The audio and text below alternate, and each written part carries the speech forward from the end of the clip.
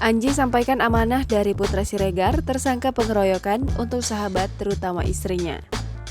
Beberapa waktu lalu, Putra Siregar dan Rico Valentino terseret kasus pengeroyokan. Diketahui, korban pengeroyokan tersebut adalah seorang pria bernama M. Nur Alamsyah.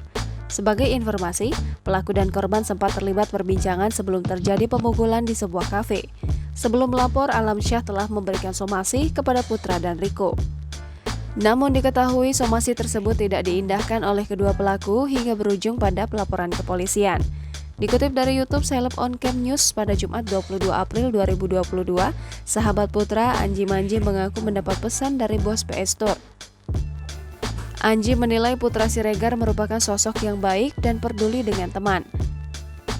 Mengenal Putra Siregar selama beberapa tahun membuat Anji merasa terinspirasi dengan sahabatnya itu.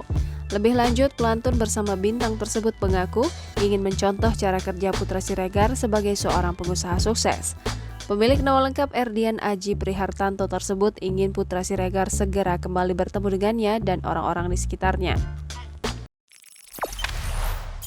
Jangan lupa subscribe, share, komen, dan like ya!